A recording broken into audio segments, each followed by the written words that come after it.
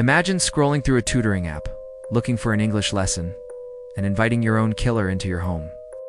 In May 2023, a 26-year-old woman in Busan, South Korea did just that. Her name remains undisclosed, but her murderer? Jung Yoo-jung, a 23-year-old true crime fanatic who stabbed her over 100 times, dismembered her body, and dumped the remains in a suitcase, all out of curiosity. This isn't a movie script. This is real, and it's more chilling than any crime novel. For the next few minutes on Ghost of Fact, we're diving into the twisted mind of the curiosity killer. Stick around because this gets darker, and you won't believe the twists. Hit that like button if you're already hooked. Drop a comment with your first reaction. And subscribe to Ghost of Fact for more real-life horrors. Let's uncover the truth. Jung Yoo-jung was born in 1999 in Busan, South Korea, into a life marked by abandonment from the start. Her mother left when she was just 1 year old, and her father deserted her at age 6, leaving her to be raised by her grandfather. By 2018, she had completed secondary education, but remained unemployed, repeatedly failing university entrance exams.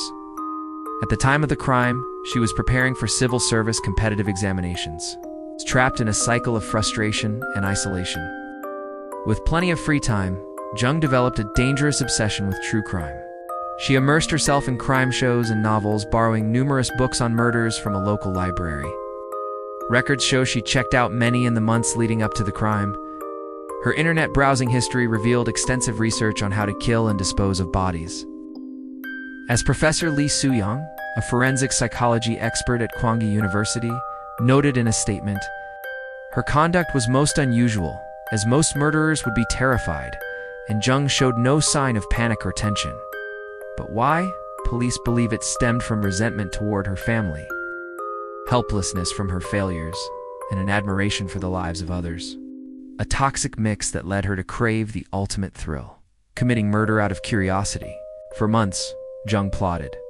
She joined a tutoring app, posing as a parent seeking English lessons for a 9th grade student.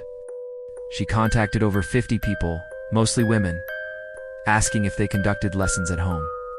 She was targeting those who lived alone and seemed vulnerable.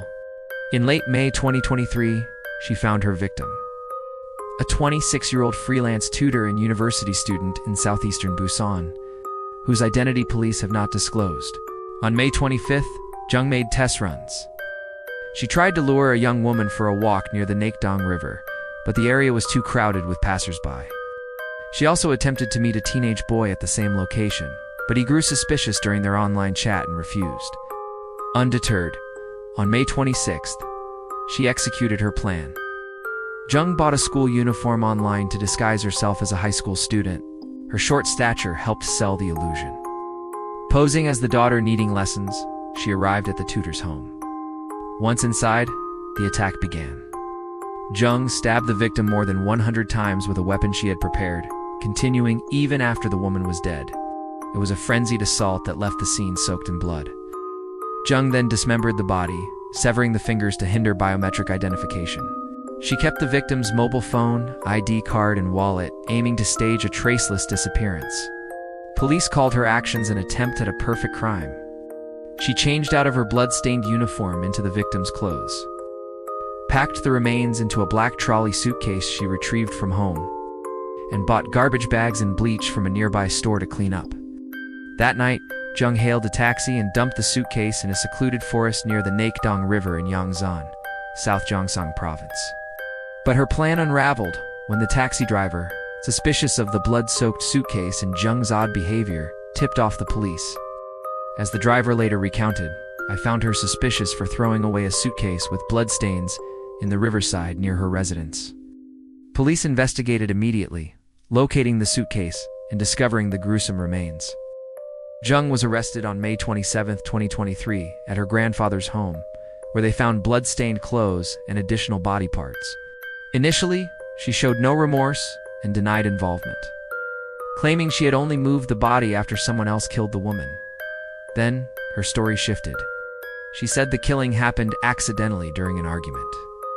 Finally, urged by her family to tell the truth, she confessed fully on June 2, 2023, admitting, "I was out of my mind.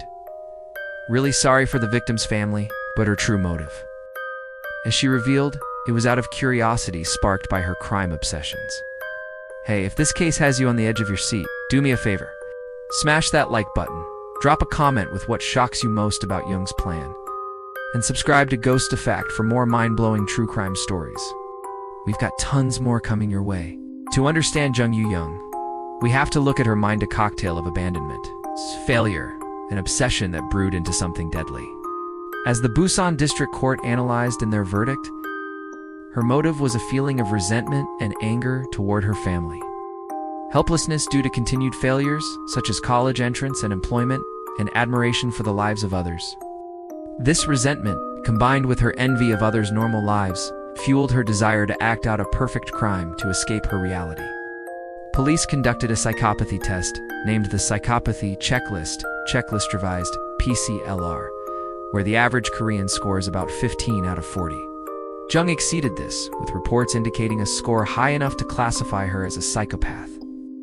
As a police spokesperson noted, she had become obsessed with murder from TV programs and books. Her actions showed classic traits: lack of remorse, superficial charm, and meticulous planning.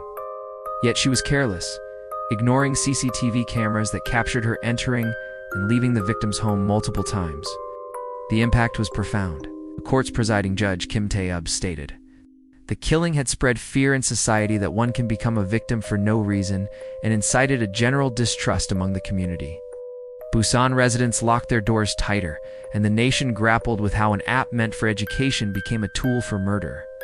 In the trial, starting July 14, 2023, at Busan District Court, Jung submitted over 10 letters of apology, claiming hallucinations and mental disorders drove her. By the second trial, she submitted 46 more. But the court doubted their authenticity, noting, "The manner that the suspect has shown since her arrest is deliberate and contrived." Prosecutors sought the death penalty, reserved for the gravest offenses. But on November 24, 2023, she received life imprisonment. With a 30-year location tracking device and parole eligibility after 20 years, prosecutors pushed for death sentence on November 28, while Jung appealed for reduction on November 30th. The Busan High Court upheld life sentence on March 27, 2024, stating, "In light of the defendant's rugged childhood, it is difficult to hold her accountable for everything.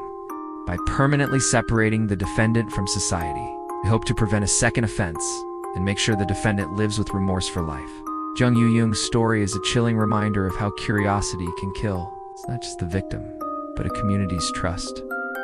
A young woman, abandoned by her family, lost in true crime fantasies, turned her resentment into a brutal reality. From her calculated disguise to the life sentence, this case haunts South Korea and beyond. If this deep dive into the curiosity killer left you wanting more, smash that like button to show your support, and subscribe to Ghost of Fact for our next video dropping soon.